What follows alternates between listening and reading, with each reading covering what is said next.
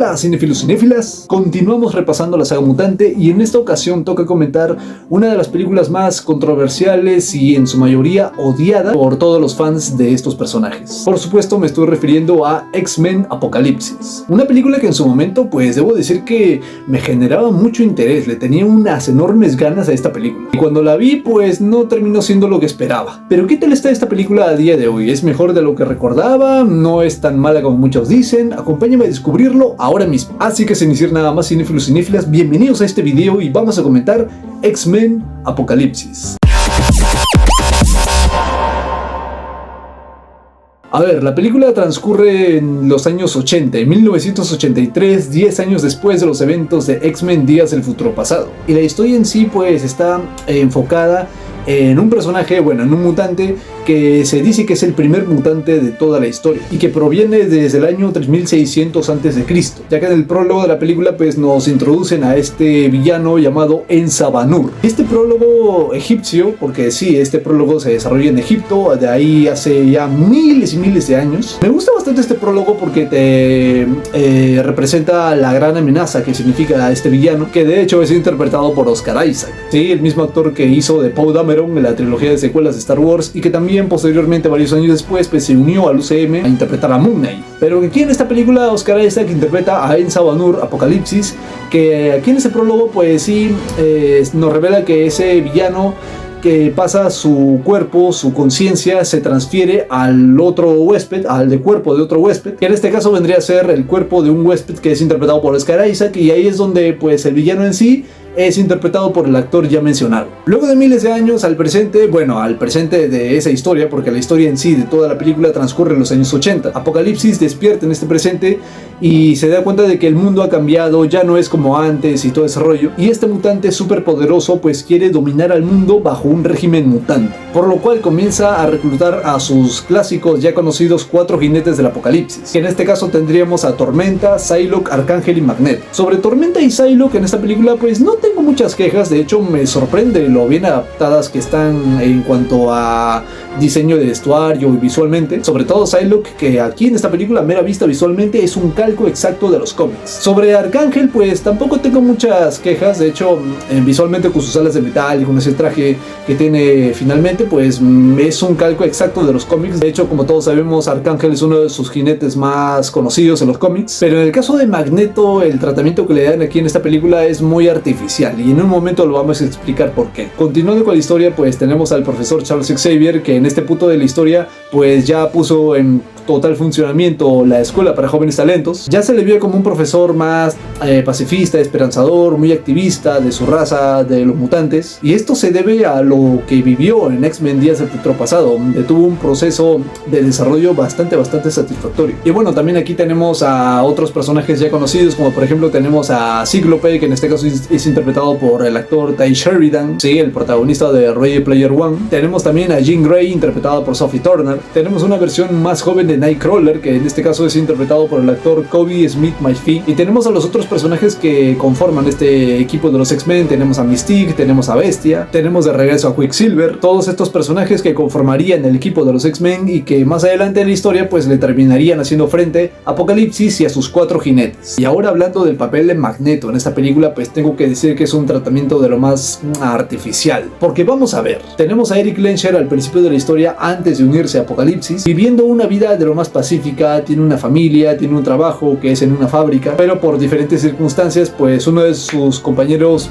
de trabajo pues lo termina delatando después de un pequeño incidente, la cual pues él salvó la vida de uno de sus compañeros, pero al delatarlo provoca indirectamente la muerte de su familia, de su esposa e hija, que no, en este caso no es Wanda Maximoff, pero bueno, ya me habrán entendido, lo que provoca que Magneto, Erik Lehnsherr, pues vuelva otra vez a ser malo. Pero es que estos acontecimientos de la muerte de su familia para mí solamente sirve como una excusa barata para que Magneto vuelva a ser el malo del día, lo cual ya termina siendo repetitivo en estas películas. Y como el tipo ya no tiene nada que perder, pues decide unirse a Apocalipsis. Y hablando del villano Apocalipsis, a ver, Oscar Isaac es un actor como la copa de un pino, es un excelente actor. En serio, en la serie de Moon Knight se luce, pero como una joya tremenda. Pero aquí en X-Men Apocalypse pues debo decir que lo desperdiciaron completamente. Es que ese maquillaje, esos prostéticos pues hacen que por momentos se vea un poco tonto. Si me lo preguntan a mí, creo que Apocalypse lo debieron haber recreado en CGI. Este villano es básicamente el Thanos de los X-Men. Ese diseño, ese aspecto que le dieron aquí en esta película pues deja mucho que desear. No es intimidante, no es imponente, no lo sientes para nada como una amenaza. ¿Y en serio creen que me crea que este mutante es un dios y todo ese rollo? En serio, lo que hicieron con Apocalipsis en esta saga pues no fue del agrado de nadie y no es para menos, en serio, porque lo que hicieron con este personaje, que es un personajazo en los cómics, fue una adaptación bastante mediocre. Continuando con la historia, pues Apocalipsis rapta a Charles Xavier porque quiere sus poderes telepáticos para él poder controlar todas las mentes de todo el mundo. Quiere transferir su esencia al cuerpo de Charles Xavier, un hecho que provoca la unión de los X-Men y tenga que ir al rescate hacia el Profesor X y enfrentar a Apocalipsis. En el transcurso de eso, pues vemos que algunos mutantes pues son encarcelados por Golem Striker, lo cual hace que tanto Cíclope, Jean y Nightcrawler pues vayan a rescatarlos al lago Alkali, y ahí tenemos posiblemente la mejor escena de toda la película, claro, junto con otra que en un momento lo vamos a mencionar, que involucra a nuestro querido Wolverine, Logan, en su mejor escena de acción, que es de lo más brutal, y eso que está censurada. Aunque lo que yo no entiendo es por qué Stryker lo tiene aquí si al final de X-Men Días del Futuro Pasado pues fue Mystique quien lo rescató del lago y todo ese rollo. Pero bueno, me olvidé que son los X-Men y sus problemas de continuidad siempre van a estar ahí presentes en todas las puñeteras películas. Y la otra escena que es súper fenomenal y que bueno, es muy buena pero ya está un poco reciclada de Días del Futuro Pasado, es la escena a cámara lenta de Quicksilver rescatando a todos los jóvenes alumnos de la escuela de Charles Xavier, con una música súper fenomenal que en este caso vendría a ser Sweet Dreams, y que de hecho Quicksilver aquí tiene una pequeña mini subtrama propia que no es que aporte gran cosa a la película, pero bueno, es muy interesante, y es que resulta que aquí Quicksilver es el hijo de Magneto, exactamente igual que en los cómics, solamente les faltó incluir a Wanda Maximoff, pero bueno, ya sabemos cómo resultaron estas películas. Y además tengo que decir que esta revelación es muy interesante, pues me hubiera gustado que tuviera una repercusión aquí en esta película, porque en Dark Phoenix pues ni siquiera se toca ese tema. En fin, continuando con la historia, pues los X-Men van a Egipto a rescatar a Charles Xavier y se enfrentan con los 4 jinetes del apocalipsis, con Tormenta, Psylocke, Arcángel, y ahí está Magneto haciendo sus cosas del magnetismo. Y debo decir que la acción pues es bastante entretenida, tiene buenas escenas de acción esta película. Y por cierto, se me olvidaba decir que en este conflicto final pues se revela por qué Charles Xavier se queda calvo. Vaya detalle. Pero la manera de cómo los derrotan a los jinetes del apocalipsis pues me parece demasiado random, sobre todo con Arcángel, que muere de una explosión de lo más vaga y listo, te deshaces de él así como si nada. Y de hecho ni me acuerdo lo que le pasa a Psylocke al final de la película, creo que al final pues abandona ese campo de batalla y después ya no se sabe nada de ella, ni siquiera en Dark Phoenix. Y Tormenta, bueno pues ya sabemos que al final Tormenta se une al equipo de los X-Men, los mutantes rescatan a Charles Xavier pero finalmente Apocalypse los encuentra y ahí es donde cuentan con la ayuda de Magneto para sorpresa de nadie, porque así Magneto se vuelve bueno otra vez y junto con los X-Men pues derrotan a Apocalipsis. Y esto también junto con la ayuda de Charles, que lo enfrenta de manera telepática, pero la que realmente lo derrota y le pone fin es Jean Grey, que aquí tenemos una super escena de lo más bestial, que si bien aquí en esta película se establece que ella ya tiene la fuerza Fénix en su interior, la siguiente película te genera una contradicción a esto, pero de lo más descarado. Pero bueno, ya llegaremos a ello. Pero sí, aquí en esta película la fuerza Fénix es lo que destruye absolutamente al 100% Apocalipsis, poniéndole fin a uno de los villanos más desperdiciados del género de superhéroes. Regresan a la Mansión X, la reconstruyen y tenemos esa escena final que de hecho me gusta muchísimo por dos motivos. El primero es que se vuelve a repetir ese diálogo, que es un detalle muy interesante y muy satisfactorio, de Magneto a Charles Xavier sobre que nunca se despierta a medianoche teniendo la sensación de que algún día van a venir a por él y a sus estudiantes a su escuela para jóvenes talentos, y Charles Xavier le responde que sí, y él siente una compasión por el pobre diablo que llega a su escuela buscando problemas, exactamente igual que al final de la primera película. Y la segunda razón es porque, bueno, aquí los X-Men están ya totalmente unidos y reintegrados ahí en la sala de peligro, pero lo que no me gusta de este detalle es que sea Mystique quien los lidere en vez de Cíclope. Me parece una tontería, en serio, pero bueno, al menos ese Cíclope está mejor aprovechado si lo comparamos con el de la trilogía original. Y bueno, tenemos esa bellísima escena final de los X-Men ya unidos, con adaptaciones de los trajes de lo más bestiales, son un calco de los cómics, esos trajes que se ven fenomenales, entrenando juntos a la sala de peligro con simulaciones de los Centinelas. Ahí es donde el equipo se le conocerán como los X-Men. Es una pena que en Dark Phoenix pues nunca volvimos a ver estos trajes fenomenales. Y bueno, por si no lo sabían, la película